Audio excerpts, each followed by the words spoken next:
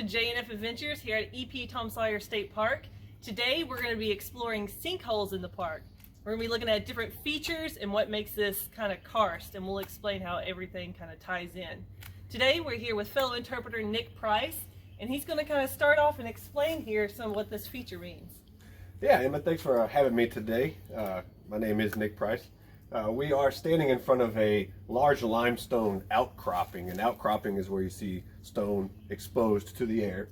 And you can see in this limestone outcropping that there's a lot of holes, a lot of areas where the water has run through and dissolved the limestone. If you watch the Carter Cave video, you understand the carbonic acid in the water can dissolve the limestone and create these holes in larger caves. If you look directly behind the camera over there, you'll see an actual cave opening.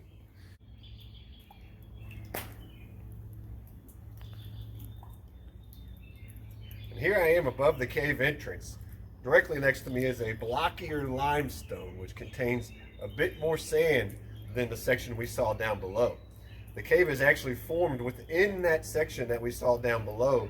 It's more easily eroded by the water, where this blockier limestone has some resistance to erosion from the water. We just left the cave and we're curious on where all that water's coming from. So we got the whole team out here and we're going to do some investigating, and we're going to scramble around and find our sinkholes. You guys ready? We're ready. Woo! Let's go.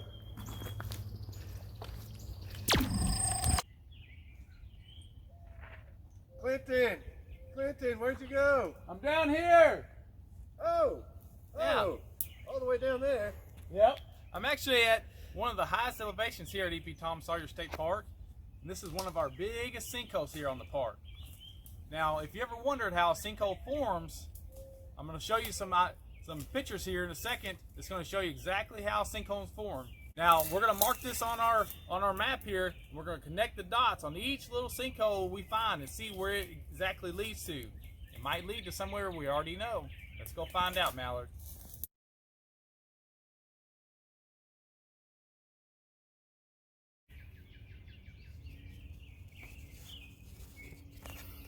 We're across from the activities building, not too far from that first sinkhole we found. Did anyone find a sinkhole yet? Quack, quack, quack. Mallard, you found one of our, looks newly formed sinkhole. Good job.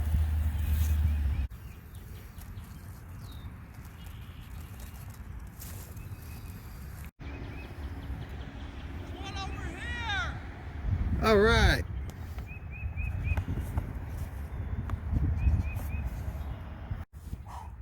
Me and Mallard just flew over there. Boy, my arms are tired. There's a sinkhole over there.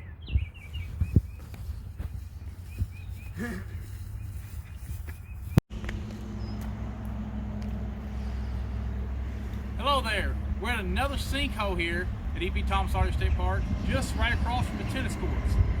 Now we're going to go down in this one using Mallard's special powers. So let's take a view on what he can see.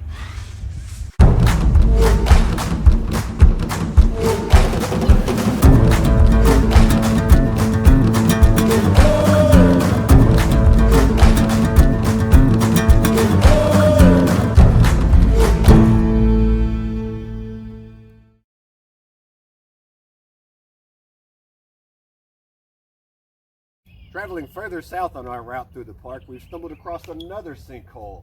This sinkhole is located just north of the BMX track. It has been filled by natural debris. And the reason we fill these sinkholes with natural debris is to allow the drainage to continue as nature has planned, while keeping vehicles and patrons out. And an added benefit of this natural debris pile is it provides a wonderful habitat for a lot of species of birds here at the park.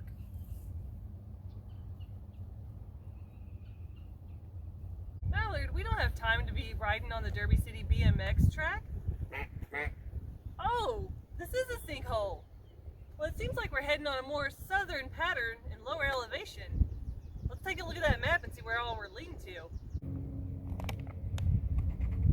Hey, Emma's right. We are headed south. So first we had a sinkhole in the BMX track, and now there's a sinkhole in the softball fields. Seems like we really are starting to trend southward.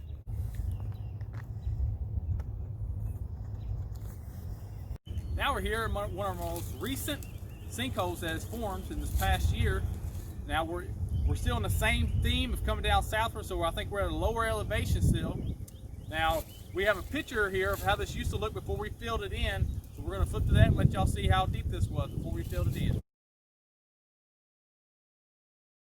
Now the reason we had to fill this sinkhole in is because of the proximity of the hole to our baseball fields and also our fitness trail. So we took some large gravel, filled this in to protect the public, animals from falling into this large hole, and the next step is to put a fence around this hole.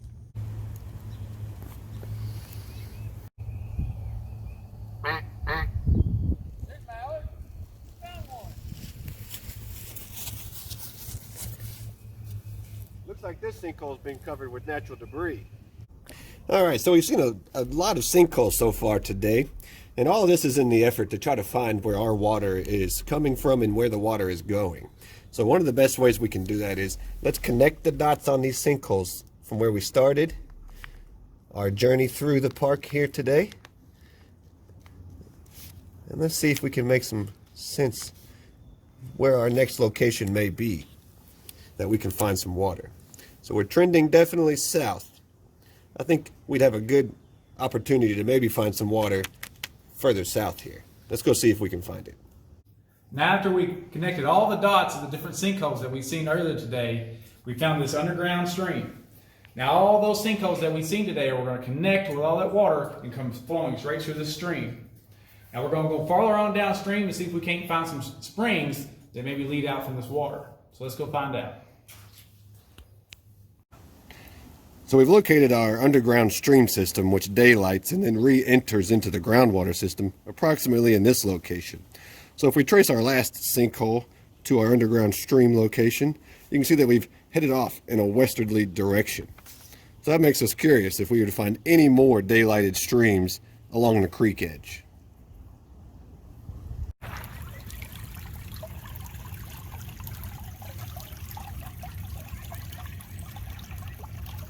So we've actually located several springs along the Goose Creek itself.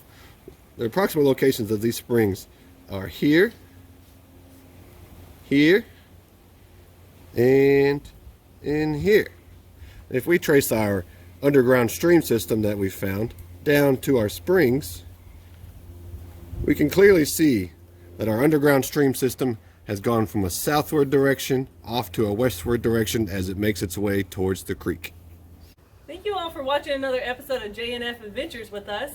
We want to thank our special guest Nick Price for helping us on this sinkhole scramble, and I hope you all learned more about some karst environment and how some of our sinkholes have been formed. Stay tuned next week for some J&F Adventures when we talk about hiking 101. Come on in here, Nick.